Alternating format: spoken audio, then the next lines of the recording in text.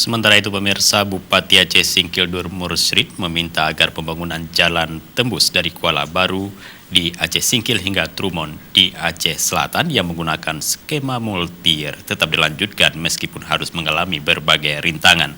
Bupati mengatakan jalan tersebut amat dibutuhkan oleh masyarakat setempat agar Aceh Singkil tidak menjadi daerah yang terisolir lagi.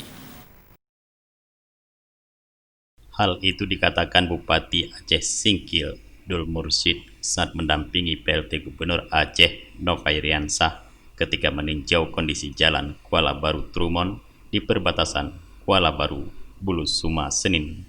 Dul Mursyid mengatakan jalan tembus tersebut mampu menjadi solusi untuk membebaskan Aceh Singkil dari daerah yang terisolir. Dengan adanya akses jalan yang bagus, kondisi ekonomi masyarakat di pedalaman Aceh ini juga akan bangkit. Dalam kesempatan tersebut, Dul Mursyid juga berterima kasih kepada PLT Gubernur yang bersedia meninjau langsung kondisi di lapangan.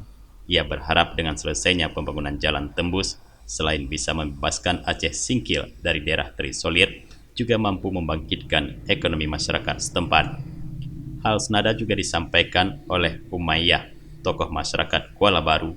Ia berterima kasih kepada PLT Gubernur Aceh yang telah meluangkan waktu untuk meninjau langsung kondisi jalan lintas Kuala Baru Trumon. Jalan tersebut sangat dibutuhkan oleh masyarakat Aceh Singkil, khususnya masyarakat di Kuala Baru. Ia berharap pembangunan dengan skema multiyear tersebut tetap dilanjutkan meskipun ada berbagai rintangan. Sementara itu, PLT Gubernur Aceh Novairiansah merasa yakin atas keputusan yang telah diambil untuk membangun jalan tembus ruas Kuala Baru Trumon setelah melihat langsung kondisi di lapangan. Dalam kesempatan tersebut, Nova meminta dukungan semua pihak agar pembangunan jalan tersebut berjalan lancar. Ia mengatakan pembangunan tersebut memiliki tujuan untuk mengangkat kehidupan masyarakat di pedalaman Aceh menjadi lebih baik. Dari Aceh Singkil, Tim Liputan Aceh TV melaporkan.